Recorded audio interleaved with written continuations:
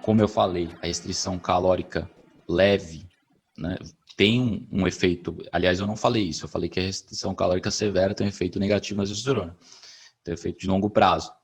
Mas a restrição calórica leve aumenta a testosterona, né, mesmo que não tenha um jejum. Então, tem evidências consistentes que a restrição calórica leve, né, uma cerca aí de redução de 15% das calorias, né, um indivíduo comer 1.700 calorias, um indivíduo que deveria comer 2.000, consumir 1.500, 1.700 calorias. Nesse caso, você vai ter um aumento de testosterona em homens saudáveis e também mulheres.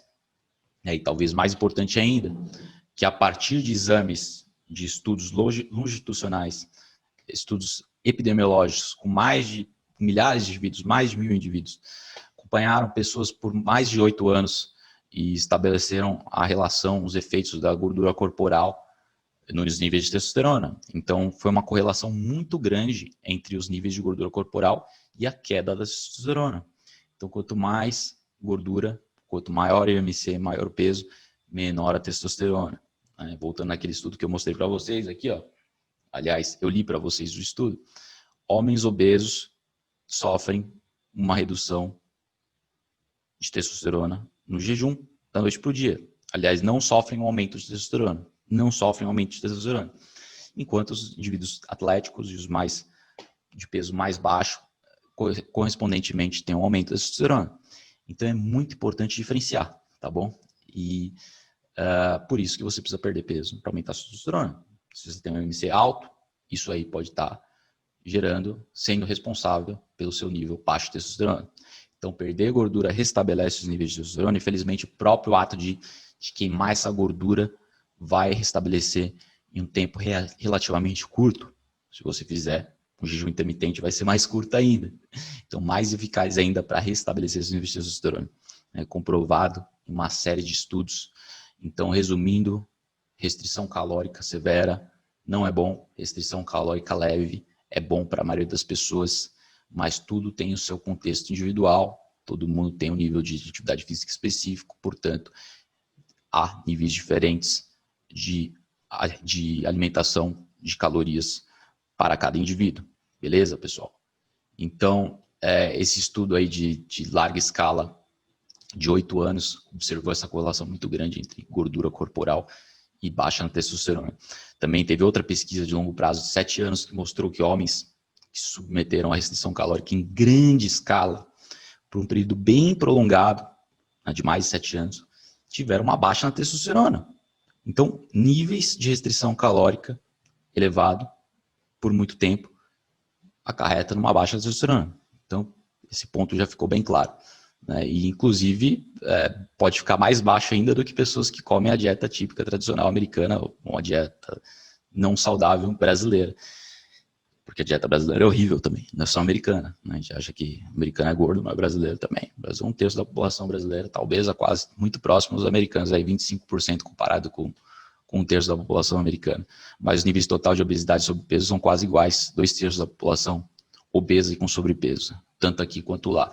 Então fica evidente aí que a baixa testosterona está ocorrendo a nível nacional, né? Vários estudos demonstrando isso, vários experimentos, e é claro que a restrição, o ponto é esse, a restrição calórica severa pode ser pior ainda do que você ser obeso, você ser sobrepesado. Então, muito importante você não cair em nenhuma dessas duas armadilhas. E então, acho que sobre a testosterona já falamos bastante. Né? Agora eu não falei, só tem mais um ponto para destacar sobre a testosterona. O estresse, a testosterona, o estresse. Tem estudos convincentes mostrando que o estresse baixa a testosterona. Tem um estudo aqui feito com militares. Né? Então, vou ler aqui para vocês. Após 8 semanas de ambiente extremamente estressante, dietas com muita pouca caloria e gasto de energia alto, né, muita atividade física, extrema falta de sono, os níveis de testosterona podem cair para quase níveis de castração. Então, testosterona pode cair para níveis de castração quase, com estresse elevado, pouco sono, bastante atividade física e poucas calorias. No entanto, uma leve realimentação pode restaurar rapidamente os níveis de testosterona. Então, é fácil de acabar com isso. Basta você dormir, se alimentar bem, que acabou. A testosterona volta ao normal.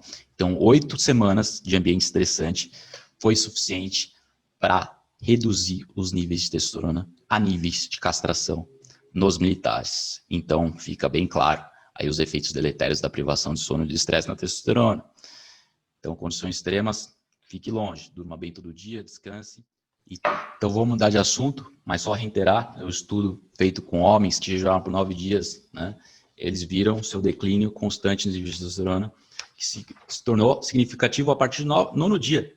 Então, o declínio de testosterona só se tornou significativo a partir do 9º dia. Teve esse efeito de rebote enorme. Então, você tem bastante chão pela frente. Você pode fazer o jejum aí por vários dias sem ter uma queda significativa, né? Como eu falei, a partir do 3º dia em diante, a queda começa a ser significativa, mas o efeito rebote excede as expectativas, tornando o efeito global do jejum na testosterona positivo.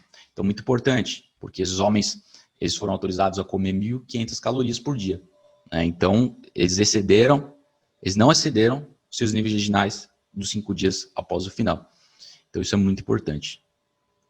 Agora, me pergunto constantemente sobre os estudos que demonstram que o café da manhã, pular o café da manhã, fazer o jejum de manhã, aumenta os níveis de fome ao longo do dia. Então, vou elucidar essa questão aí, porque há fatores de conflito no esquema, mas resumindo para você, você não precisa se preocupar com isso, porque esse aumento que você dá da fome não compensa a falta de calorias que você obteve com o jejum de manhã. Então, o jejum está acarretando, está levando a um déficit calórico, que você está deixando de comer as 400 calorias que você comeria de manhã, e esse aumento de fome não vai compensar. O indivíduo pode comer 100, 200 calorias a mais ao longo do dia, mas não vai consumir as 400, 500 calorias que ele deixou de consumir do café da manhã.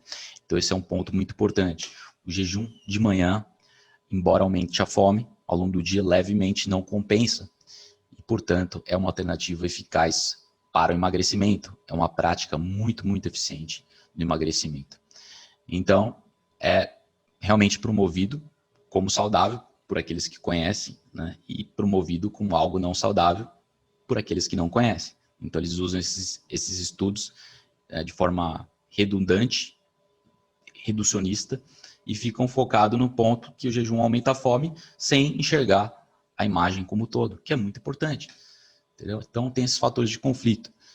Também, o fator de conflito notável é o fato de pessoas com MC alto, nos estudos epidemiológicos, geralmente pulam o café da manhã. Então, o que eu quero dizer com isso? Que os estudos epidemiológicos que muitos dos críticos do jejum apontam como apontando como prova de que o jejum é ruim no emagrecimento, são estudos epidemiológicos com baixa validade científica, em primeiro lugar, porque estudo epidemiológico, por definição, é um estudo em população que tem várias variáveis de conflito que não provam nada. O que prova são estudos clínicos randomizados, né? Um ambiente clínico controlado, beleza? Então, pessoas com MC alto, geralmente, pessoas que fazem jejum nos estudos epidemiológicos, geralmente têm MC alto. Daí essa correlação, que não significa casualidade, é apontado como prova, mas não é.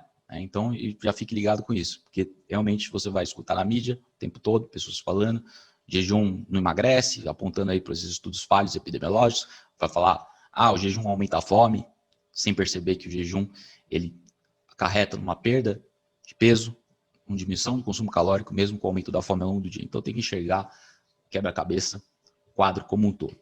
Tá bom? Então, depois de revisar toda a literatura aí, 12 anos lendo sobre jejum, uma coisa ficou surpreendentemente clara para mim, que a quantidade de comida que você ingere no café da manhã está fortemente relacionada à sua ingestão diária geral. Então, pule o café da manhã naturalmente, assim você reduz suas calorias ao longo do dia.